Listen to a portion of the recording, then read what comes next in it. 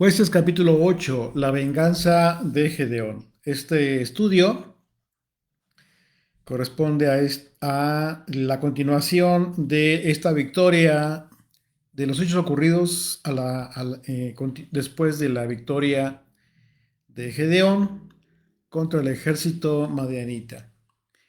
Así es de que pues vamos a ver qué es lo que sucedió, qué fue lo que cambió, la actitud de Gedeón, la actitud del propio pueblo de Israel. Vamos a ver algunos aspectos importantes, como es que en determinadas circunstancias, por ejemplo, en este caso de victoria del pueblo, unos actúan de una forma y otros actúan de otra forma, y es lo mismo que sucede con nosotros hoy en día. Muchos el Señor puede darle la victoria, darnos la victoria en determinadas circunstancias, pero eh, podríamos haber comenzado bien con el Señor, pero en nuestro proceso desviarnos y errar en el blanco. Así es de que, pues bueno, vamos a comenzar. De ahí, desde el versículo 1, por favor, acompáñenme. Dice, pero los hombres de Efraín le dijeron. Estamos hablando de Efraín, una de las tribus de Israel. A Gedeón le reclaman, dice: ¿qué es esto que has hecho con nosotros?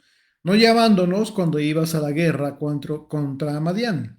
Y le reconvinieron fuertemente. Bueno, recordemos que en el capítulo anterior se describe que los hombres de la tribu de Efraín se unieron a la batalla por el llamado de Gedeón, pero esto fue cuando ya los madianitas ya estaban huyendo.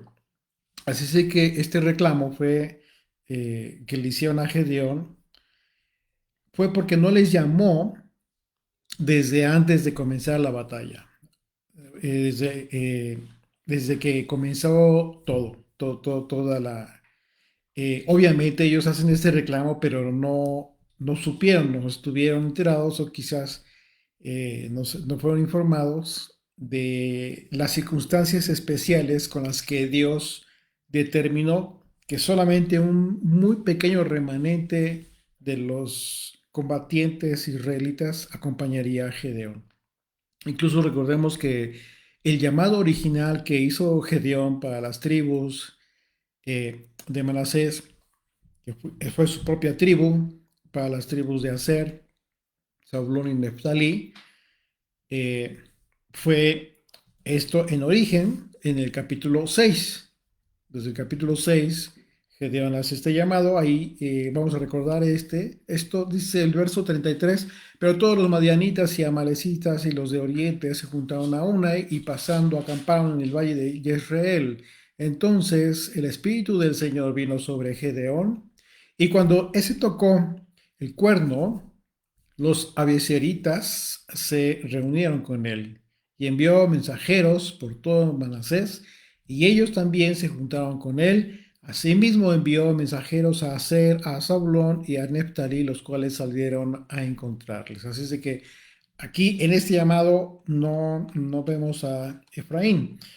La escritura no aclara cuál fue el motivo específico del reclamo que hicieron los hombres de Efraín. Sin embargo, si nos preguntamos si el resultado de la guerra hubiese sido adverso, quizás la reacción de los efraimitas hubiese sido distinta. Lo cierto es que en ocasiones la victoria, como fue en este caso, es muy probable que haya existido un cierto celo por esta victoria inicial por parte de los efraimitas, y que por lo cual hicieron este reclamo. Sin embargo, lo que desconocían ellos en primera instancia, los de Efraín, era que en realidad la victoria pues no fue de Gedeón, sino de Dios. Dios fue quien le dijo a Gedeón: los he entregado en tu mano. Y eso cambia todo el contexto de cualquier reclamo como lo hicieron los de Efraín. Estamos viendo que en realidad este reclamo que hacen los de Efraín está fuera de lugar. Dice el verso 2: a los cuales él respondió. Fíjate cómo responde con sabiduría, pero también deja ver algo muy claro. Dice, ¿qué he hecho yo ahora comparado con vosotros? ¿No es el rebusco de Efraín mejor que la vendimia de Abiezer? Dios ha entregado en vuestras manos a Oreb y a Seb, príncipes de Madián, ¿y qué he podido yo hacer comparado con vosotros? Entonces el enojo de ellos contra él se aplacó. Luego que él habló esta palabra. ¿Te das cuenta de la reacción? Él responde de una forma y entonces ellos reaccionan ya de forma diferente. Aplacan, se tranquilizan. Entonces esto pudiera ser la confirmación de que efectivamente lo que buscaban los hombres de Efraín era reconocimiento. Y esto era justo lo contrario que estaba buscando Dios. ¿Te acuerdas? Lo primero que dijo el Señor, le dijo a Gedeón, no vaya a ser que Israel diga que por ellos mismos lograron esta victoria. Entonces, lo que buscaban ellos era reconocimiento, porque la respuesta de Gedeón fue con la intención de reconocer su intervención como algo que Gedeón no hubiese podido alcanzar. Porque al hablar de comparación de lo que hizo Gedeón y lo que hicieron los efraimitas, pues estos en ese momento pues ya se calmaron. Dice el verso 4, y vino Gedeón al Jordán, y pasó él y los 300 hombres que traía consigo, cansados, mas todavía persiguiendo. Entonces estaban persiguiendo a Seba y a Sulmana, a Salmuna, perdón, eran estos dos reyes que estaban huyendo junto con su ejército y todavía estaban cansados, pero ellos continuaban y dice el verso 5 y dijo a los de Sucot, yo os ruego que deis a la gente que me sigue algunos bocados de pan porque están cansados y yo sigo a Seba y a Salmuna, reyes de Madián. Este pasaje me recuerda lo que sucedió con David y los que lo acompañaban cuando huían del rey Saúl y que David llegó con el sacerdote Ahimelech, ¿sí? Que a pesar de que, de acuerdo a la ley de Moisés, uno de los mandamientos era de que estaba prohibido que cualquiera de los israelitas podía comer de los panes de la proposición una vez que fuesen sustituidos por nuevos. Solamente eran los que comían de ese pan eran los sacerdotes, porque era un pan consagrado, especial. Aún así, el sacerdote le dio los panes a David y a los que lo acompañaban en un acto de compasión y piedad. Sin embargo, el duro corazón de los del pueblo de Israel, en este caso de Sucot, se manifestó en sentido contrario a la misericordia y le negaron la comida a Gedeón y los que le acompañaban. Gedeón pidió apoyo a los ciudadanos de Sucot, pero para con los hombres que estaban participando en la batalla eh, por la libertad del pueblo de Israel. O sea, entonces, imagínate a qué grado de maldad se encontraban ya los de Israel. Eh, Gedeón ni siquiera les pidió a los de Sucó que entraran en la batalla, ¿no? Solo que sustentaran un poco con alimento a los guerreros que aún perseguían a estos reyes de Madián. Continuaban en esta guerra, así es de que la respuesta de Gedeón fue con una advertencia que lamentarían los de Sucot. Fíjate lo que le responde, dice el verso 6. Y los principales de Sucot respondieron, están ya Seba y Salmuna en tu mano para que demos pan a tu ejército. O sea, fíjate qué grado de ingratitud. Y dice el verso 7, y Gedeón dijo, cuando el Señor haya entregado en mi mano a Seba y a Salmuna, yo trillaré vuestra carne con espinos y abrojos del desierto. Es una advertencia, una amenaza que finalmente cumplió Gedeón con los de Sucot, los principales de Sucot. Esta respuesta de estos principales de Sucot implicó de antemano un acto de conveniencia, ¿sí? De frialdad, Su respuesta implicaba una respuesta de supuesta alianza, pero solo en caso de que Gedeón ganara la batalla. Es decir, estamos contigo, pero si ganas la batalla, si no, quién sabe cómo nos vaya. O sea, estaban dudando, eh, a pesar de que ya habían ganado la batalla, estaban persiguiendo a los que quedaban de Madián. Sin embargo, la respuesta que les dio Gedeón fue que ya no necesitaría de pan para, para sus combatientes una vez que venciera a los reyes Seba y Salmona, sino que por el contrario, Gedeón les advirtió que pagarían las consecuencias de esta actitud de ingratitud. Dice el verso 8, de allí subió a Peniel, otra ciudad, y les dijo las mismas palabras, les pidió ayuda también, y los de Peniel le respondieron como habían respondido los de Sucot, fíjate, qué ingratitud. Y él habló también a los de Peniel, diciendo, cuando yo vuelva en paz, derribaré esta torre. Los líderes de Sucot y de Peniel finalmente resultaron como las tribus que no acudieron a la batalla contra el rey Javín, ¿recuerdan? En el tiempo de la profetisa Débora. Dice Jueces 5, verso 23, dice, maldecida Meroz, no, dijo el ángel del Señor, maldecid severamente a sus moradores, porque no vinieron al socorro de el Señor, al socorro del Señor contra los fuertes. Estamos hablando del canto de Séfora. Y recuerden que, perdón, perdón, de Débora, perdón, sí. Y recuerden que finalmente hubo ciudades que no acudieron, que pudieron haber ayudado a Israel, no lo hicieron. Es lo mismo que sucedió con los de Sucot y de Peniel.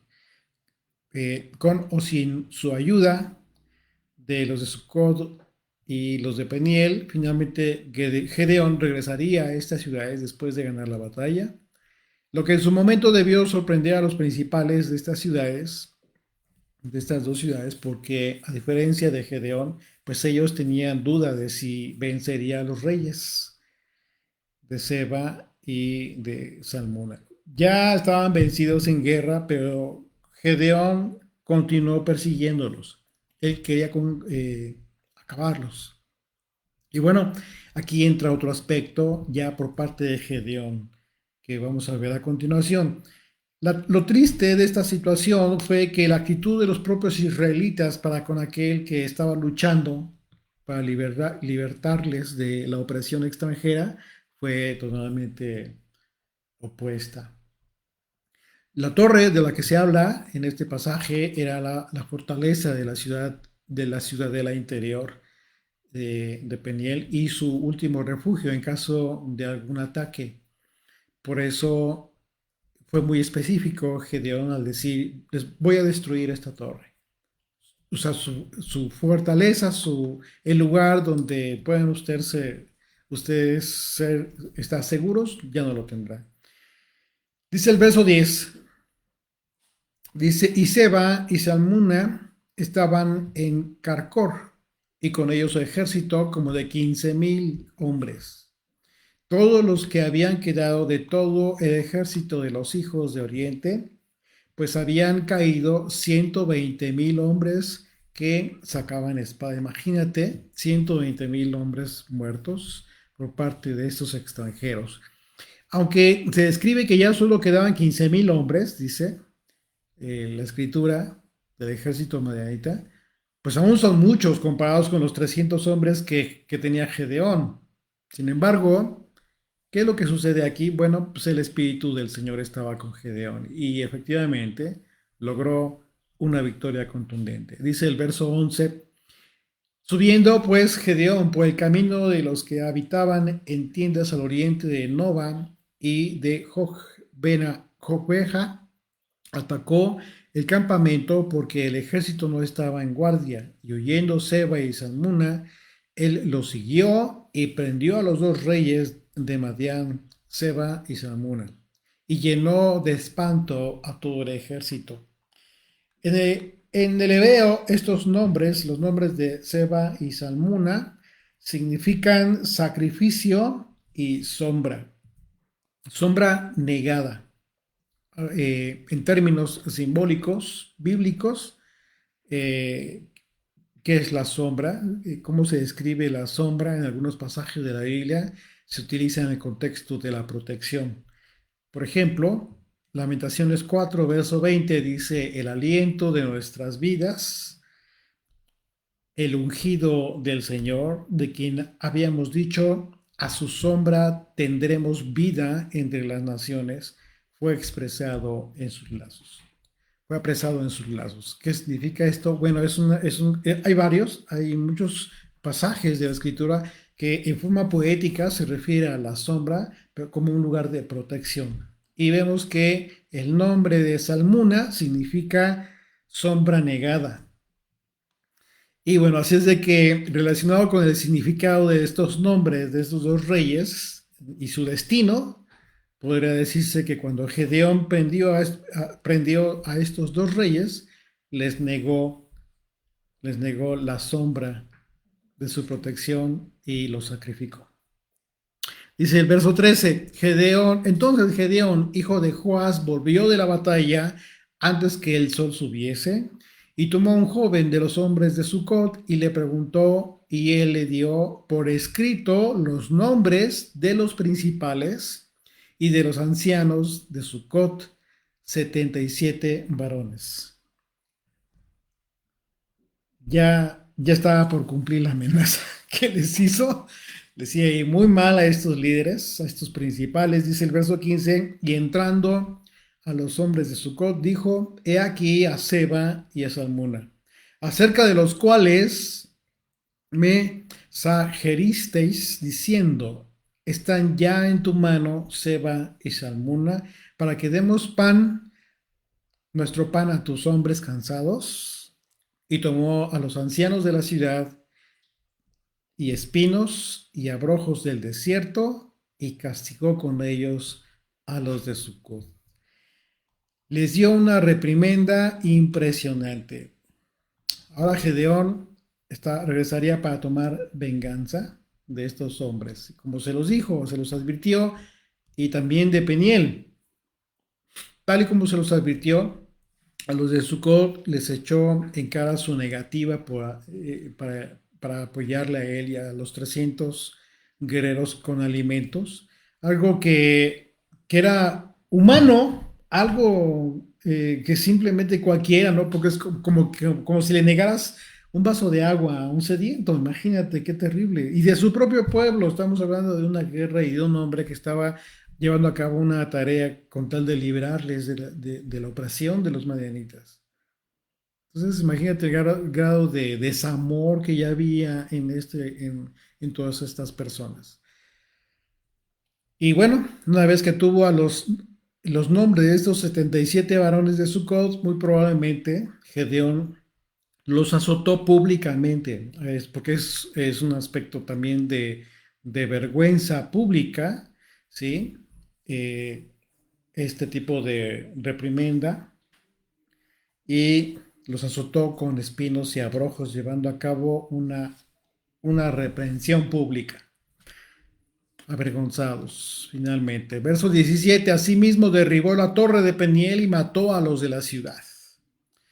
Esto fue más terrible. Las razones por las que los hombres de Sucot y Peniel no apoyaron para dar pan a Gedeón va más allá de lo que simplemente podemos leer en líneas, eh, porque igual puede dar lugar a especulación y algunos han llegado a pensar que incluso los varones de estas ciudades eran ya traidores de Israel, que por esa razón se negaban a ayudarles y que quizás tenían alguna alianza con los madianitas, lo cual no sería muy extraño, porque eso ya había sucedido.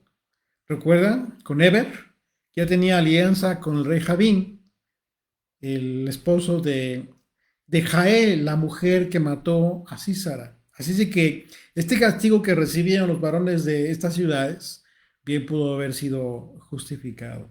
Finalmente, Recordemos que todavía el Espíritu de Dios estaba sobre este varón en esta guerra. Verso 18. Luego dijo Seba a Salmuna: ¿qué aspecto tenían aquellos hombres que matasteis en Tabor? Y ellos respondieron: como tú, así eran ellos. Cada uno parecía hijo de rey. Fíjate la respuesta muy especial que dan ellos. Y él dijo: mis hermanos eran hijos de mi madre. Vive el Señor, que si les hubierais conservado la vida, yo no os mataría. Y dijo a Jeter, su primogénito: levántate y mátalos.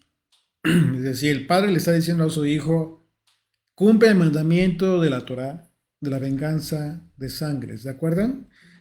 Pero el joven no desenvainó su espada porque tenía temor, porque era aún muchacho. Entonces dijeron Seba y Salmuna: levántate tú y mátanos, porque como ese varón, tal es su valentía. Y Gedeón se levantó y mató a Seba y a Salmuna, y tomó los adornos de lunetas que, eh, que sus camellos tenían al cuello. Bueno, Gedeón quiso confirmar si estos hombres mataron a sus hermanos, primeramente, antes que los ejecutara. Y esta expresión, que alude al hecho probable de que los hubiera perdonado la vida, también ya nos da a entender algo que estaba sucediendo con Gedeón. Es una referencia, por un lado, podemos pensar que es una referencia a una esperanza que pudo haber tenido Gedeón, de que estos hombres en ellos hubiera existido compasión, quizás. Sin embargo, no fue así. Pero por otro lado, causa sorpresa que de la respuesta de estos reyes a la pregunta de Gedeón es que si sus hermanos tenían aspecto de hijos de rey. Sé que nos dice esto. Bueno, esto es otro aspecto importante, ¿verdad? Porque le dicen: así como tú, tienes aspecto de rey. Otro aspecto que podemos ver en esta conversación de Gedeón con estos reyes es que quizás esta persecución llevada a cabo ya después de haber vencido y haber hecho huir a los madianitas, probablemente fue por un aspecto ya de venganza personal por causa de sus hermanos de Gedeón.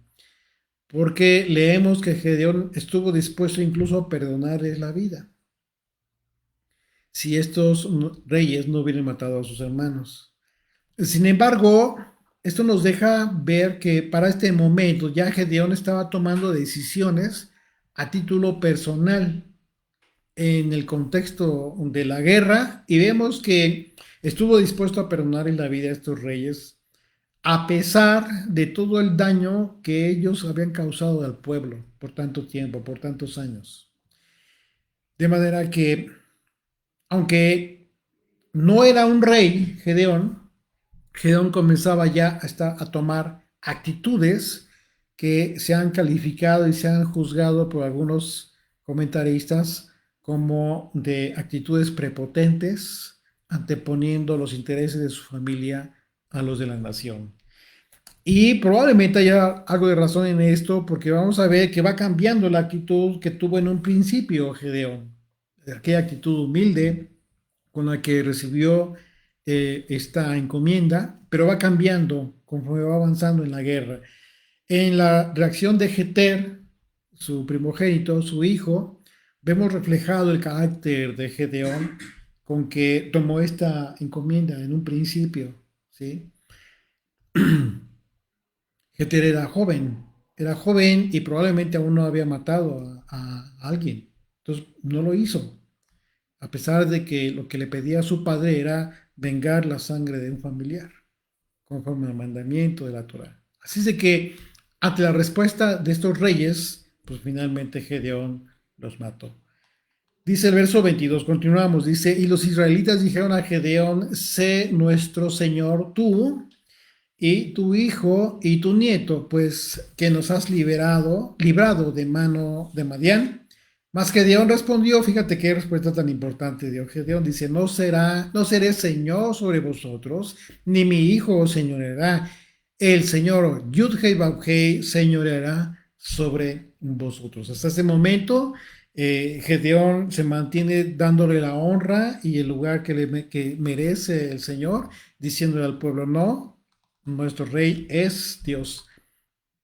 Israel siempre tuvo este deseo de tener un rey que gobernara sobre ellos. Y cientos de años después, ya en los días del profeta Samuel, Dios le dio al rey que pidieron. Y esto fue algo que le dolió mucho a Samuel porque entendió por revelación del Señor que a quien habían rechazado como rey, en realidad, pues no había sido a Samuel, sino a Dios mismo. Dice 1 Samuel 8, a partir del verso 6, dice, pero no agradó a Samuel esta palabra que le dijeron, danos un rey que nos juzgue. Y Samuel oró al Señor y dijo el Señor a Samuel, oye la voz del pueblo en todo lo que te digan, porque no te han desechado a ti, sino a mí me han desechado para que no reine sobre ellos. Conforme a todas las obras que han hecho desde el día que los saqué de Egipto hasta hoy, dejándome a mí, sirviendo a dioses ajenos, así hacen también contigo. Ahora, pues, oye su voz, mas protesta solemnemente contra ellos y muéstrales cómo les tratará el rey que reinará sobre ellos. Bueno, es decir, le está diciendo a Samuel, le dijo el Señor, solo adviérteles que no hay rey como yo. No hay rey, hombre, humano, que reine como yo, con la misericordia, el amor, la justicia, el poder sobrenatural como, que tengo como rey de Israel. Hasta ese momento. Entonces, fue cuando finalmente Dios les dio un rey. Y en este caso, pues Gedeón dio una respuesta correcta independientemente de que las acciones que había tomado hasta este momento eran ya las de un rey efectivamente, ya decisiones que tomaba un rey de una nación, de manera que les aclaró al pueblo que el rey de Israel es el Señor de los ejércitos. Dice el verso 24, continuamos ahí en Jueces 8, y les dijo Gedeón, quiero haceros una petición, que cada uno me dé los zarcillos de su botín, pues traían zarcillos de oro porque eran ismaelitas. Está hablando de aretes, colgantes, todo aquello que era de oro. Dice el verso 25, y ellos respondieron, de buena gana te los daremos. Y tendiendo un manto echó allí cada uno los arcillos de su botín, y fue el peso de los arcillos de oro que él pidió, 1700 ciclos de oro, sin las planchas y joyeles y vestidos de púrpura que traían los reyes de Madián, y sin los collares que traían sus camellos al cuello. Cualquiera podría considerar que esto en un momento dado pues, fue justo, ¿eh? Como un botín por el desempeño de Gedeón en la batalla. Sin embargo, viéndolo con detenimiento y como estamos acostumbrados a entender el Antiguo Testamento, todas estas historias que finalmente nos sirven hoy en día para recibir la enseñanza acerca de lo que Dios ha hecho con nosotros y de lo que sigue haciendo con nosotros, de lo que hizo Yeshua en su ministerio, de lo que hicieron los apóstoles en su ministerio hasta el tiempo de su muerte. Entonces es importante que viendo claramente lo que está haciendo Gedeón a estas alturas, pues ya estaba adjudicándose la victoria de la guerra. Y se está olvidando de que en realidad fue el Señor quien peleó por Israel. Y que fue el Señor quien le entregó la victoria a Gedeón. Esto es importante porque aquí, al haberles pedido un botín a los propios israelitas, dijeron, quiero que me den esto. Ok, no voy a ser su rey, pero denme esto. Está, la visión de Gedeón en ese momento ya era otro aspecto. ya era algo que no estaba contemplado, ¿sí? En el plan de liberación, ya era cosa de él mismo. Así es de que si el servicio que hizo Gedeón por Israel, porque finalmente fue un servicio, un ministerio, si fue entregado por Dios, podríamos ponerlo en el contexto de un misterio hoy en día, un ministerio. Es decir, que como sabemos, pues es un servicio, el ministerio, que el Señor ha encomendado para servir a su pueblo. En ese sentido, muchos que recibieron este llamado por parte de Dios recibieron un ministerio, recibieron el llamado para servir a su pueblo. Igualmente se vería muy mal el hecho de que un ministro hoy en día pida dinero por este servicio que ejerce cuando en realidad es Dios a través de su espíritu. O sea, tú puedes tener dos opciones, dos visiones de esta actitud de Gedeón. Porque hoy en día igual mucha gente considera, y no importa, como que lo minimizan el hecho de que el ministro tergiverse las escrituras con tal de obtener un beneficio económico. A todo lo contrario y adverso a lo que enseñó Pablo, incluso, que él mismo dijo, yo no me he servido de ustedes, al contrario, en todo les he enseñado que esas manos me han servido para lo que yo he necesitado y así les he enseñado a ustedes. Entonces, pero aún así, la gente puede leer estos pasajes de Pablo y continuar justificando la actitud equivocada de un ministro hoy en día. Sucede lo mismo con Gedeón. Tú al leer esos pasajes puedes decir, bueno, es justo, pues bueno, se esforzó, arriesgó su vida, es justo que tenga un pago, pero el punto es que este servicio no se lo adjudicó Israel, se lo adjudicó el creador de los cielos y la tierra. Y no solo eso, sino que la victoria de Israel la obtuvo Dios. Dios le entregó en su mano a Gedeón a los madianitas. No es nada que ver bajo la otra visión equivocada.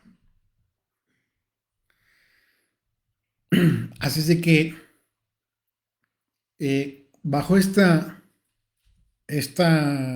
panorama, esta visión distinta, podemos entender un poco mejor la actitud que ya comenzaba a ser equivocada por parte de Jehová. Y como toda actitud equivocada, trae consecuencias. Fíjate, nada más, vamos a ver, a recordar más que nada lo que sucedió con Pablo, esta enseñanza que recibimos de él. Como ministro, Hechos 20, a partir del verso 32, dice, y ahora, hermanos, os encomiendo a Dios y a la palabra de su gracia que tiene poder para sobreedificaros y daros herencia con todos los santificados.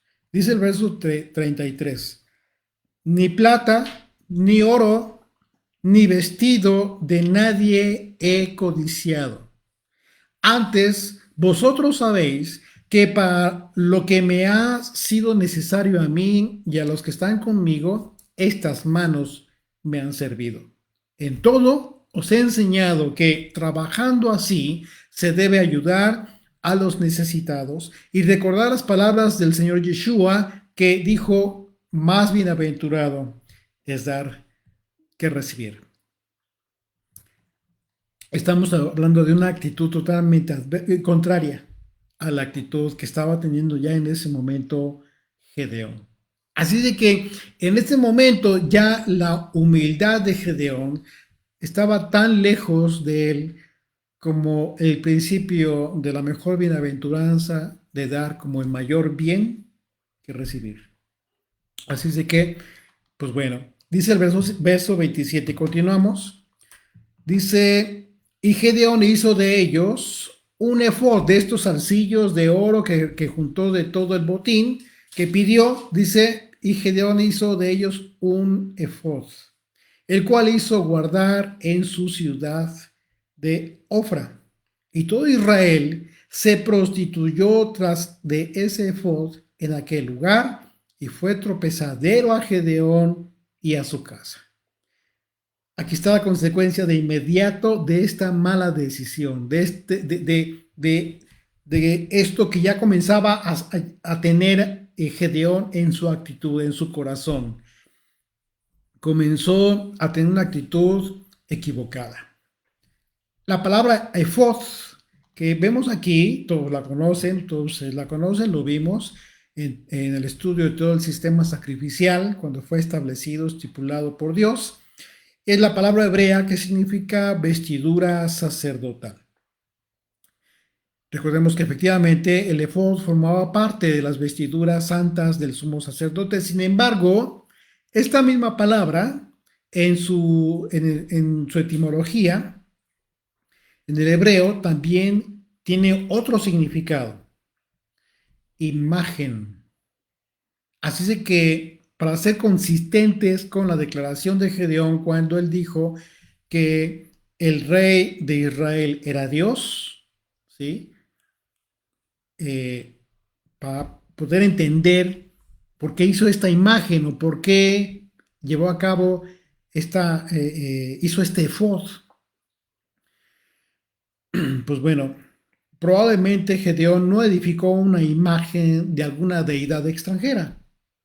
Sin embargo, probablemente mandó construir la imagen de una vestidura sacerdotal de oro puro, a fin de representar la presencia divina en su ciudad, en la ciudad de Ofra, y con el propósito de que el pueblo honrara esa imagen. De esta manera, podemos entender la razón por la que dice la Escritura que Israel se prostituyó tras ese efod. Porque en realidad Gedeón mandó hacer una imagen de una vestidura sacerdotal y esto provocó que Israel cayera en idolatría, incluyendo Gedeón y los de su casa. Esto es impresionante, ¿por qué? Porque hizo una copia de algo sagrado que estaba prohibido. Recordemos, una de las leyes que vemos en la Torá es que todos estos aspectos, todos estos elementos que formaban parte del tabernáculo y de la vestidura sacerdotal estaban prohibidos hacer una réplica. Y esto es una enseñanza muy importante porque nos dice que el culto a Dios, el culto a nuestro Dios, no puede ser creado por el hombre. No puedes tú inventarte una forma de adorar a Dios. Hay una forma establecida, pero para eso tienes que entender el propósito, ministerio de Jesucristo. Lo dice la carta a los Hebreos. Lo escribe Pablo en su carta a los Romanos, capítulo 12. Así que, hermanos, os ruego que por las misericordias de Dios, que presentéis vuestros cuerpos en sacrificio vivo, santo, agradable a Dios, que es vuestro culto racional. Tu culto racional. Ya no es que te estés inventando cómo adorar a Dios, no, tiene que haber algo que tenga sentido de la lógica, conforme al propósito del ministerio del Mesías. Dice el verso 2, no os conforméis a este siglo, es decir, a las formas en cómo se acostumbra y enseña el hombre, las autoridades de este mundo, sino transformando y renovando nuestro entendimiento para que comprobéis cuál sea la buena voluntad de Dios, agradable y perfecta.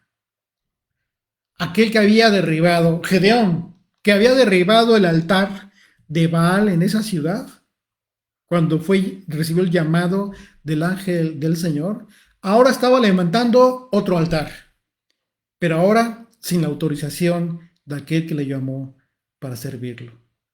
Impresionante. ¿Se acuerdan? Por eso se llamó el nombre se ganó el nombre de Jerobaal, con el que te contiende Baal. ¿Por qué? Porque destruyó el altar de Baal. Sí, pero ahora estaba levantando otro altar. Algo que Dios no le pidió. Y lo que provocó fue la prostitución de Israel, que se fueron a la idolatría. Dice el verso 28, dice, así fue subyugado Madián delante de los hijos de Israel y nunca más volvió a levantar cabeza. Y reposó la tierra 40 años en los días de Gedeón. Luego, Jerobal, aquí le llama Jerobal, la escritura otra vez más, dice, hijo de Joás, fue y habitó en su casa y tuvo Gedeón 70 hijos que constituyeron su descendencia, porque tuvo muchas mujeres. Y también su concubina, que estaba en Siquem, le dio un hijo y le puso por nombre Abimelech. El hecho de que Gedeón tuviera muchas mujeres y tantos hijos, pues es una muestra de en realidad cómo estaba ya su corazón. Ya se había pervertido, ya estaba tomando actitudes, una vida de rey, ¿sí? Obviamente para tener tantas mujeres tenías mucho dinero, tenías que tener mucho dinero para poder tener una vida de esta naturaleza. Entonces, sí, efectivamente dijo que le dijo al pueblo, no seré yo su rey, sino Dios es nuestro rey, pero por otro lado ya estaba tomando una actitudes y una vida como si fuera un rey. Y le puso el nombre, este nombre que le puso a su hijo, Abimelech, que significa mi padre, un rey. Algunos consideran que ese nombre que le puso a su hijo tuvo la idea o el propósito de que su hijo le sucediera en el liderazgo de Israel. Así de que bueno, como muchos hoy en día cometen el mismo error, muchos ministros, eh, personas que se dedican a predicar la palabra de Dios, cometen el gravísimo error de querer forzar a sus hijos a seguir en el ministerio, lo cual es un terrible error. Eso jamás lo debe hacer un padre. Por más que ame a sus hijos, eso no significa que deje de amarles, ¿no? El llamado es divino y es muy personal. Nuestros hijos tienen todo el derecho de tomar sus decisiones, de seguir sus vidas. Sí, obviamente nuestro anhelo es que ellos continúen en la fe, eso sí, por supuesto, pero no necesariamente que reciban, que lleven a cabo un ministerio cuando realmente no tienen la vocación. Eso solamente lo da Dios. Así es de que, pues bueno, no es suficiente entonces solamente comenzar, iniciar con Dios. Si tú estás iniciando, si tú estás empezando a conocer la escritura, ya te convenciste de que necesitas aprender a conocer a Dios a través de la palabra, a través de la Biblia, y ya comenzaste bien, quizás ya comenzaste a hacer pacto, etcétera. No es necesario, es importante que veas lo que sucedió con Gedeón. No es necesario comenzar, no es suficiente solamente comenzar bien con Dios, sino que debemos perseverar y continuar a través de toda nuestra vida creciendo en fe. Es importante que fortalezcas tu fe, que te esfuerces en el cumplimiento de los mandamientos, que te esfuerces en querer conocer, verdaderamente conocer a Dios, que lo hagas parte de tu vida. Finalmente Gedeón se pervirtió en sus últimos días, no peleó la buena batalla, que es la que nos lleva a obtener el galardón anhelado. Dice el verso 32, y murió Gedeón, hijo de Joás, en buena vejez, y fue sepultado en el sepulcro de su padre Joás, en Ofra de los Abisereitas. Pero aconteció que cuando murió Gedeón, los hijos de Israel volvieron a prostituirse, yendo tras los Baales y escogiendo por Dios a Baal Berit. Y no se acordaron los hijos de Israel del Señor su Dios, que los había librado de todos sus enemigos en derredor, ni se mostraron agradecidos con la casa de Jerobal, el cual es Gedeón, conforme a todo el bien que él había hecho a Israel. Finalmente Israel se pervirtió, lamentablemente, aún en la vida de Gedeón, como dice la escritura, que el efod fue causa también de su tropezadero, ¿sí? De él mismo y de su casa, pero porque fue él quien llevó a la idolatría al pueblo, lamentablemente. Y esto es algo diferente a los líderes anteriores que lideraron a Israel. ¿Por qué? Porque dice la escritura que Murieron esos líderes y después Israel se pervirtió, se prostituyó nuevamente, se fue a la idolatría. Y en este caso es diferente, ¿por qué? Porque todavía en vida de Gedeón, él mismo contribuyó a la idolatría. Y esto es terrible. En lugar de ratificar el pacto con Dios, con el Dios de Israel, el pueblo se olvidó del Señor y escogieron por Dios a Baal Berit, pues el nombre de esa deidad significa pacto con Baal. Que tu pacto sea con el Dios, creador de los cielos y la tierra, y no con una deidad falsa. Señor, gracias por este tiempo, por este día de reposo maravilloso, hermoso que nos has regalado, Señor. Permite que esta palabra que ha sido dispersada dé fruto, dé un buen fruto, Señor, y que contribuya un poco, Señor, a la edificación de nuestra vida espiritual. Gracias, bendito Rey, por tu bondad. En el nombre de Yeshua. Amén.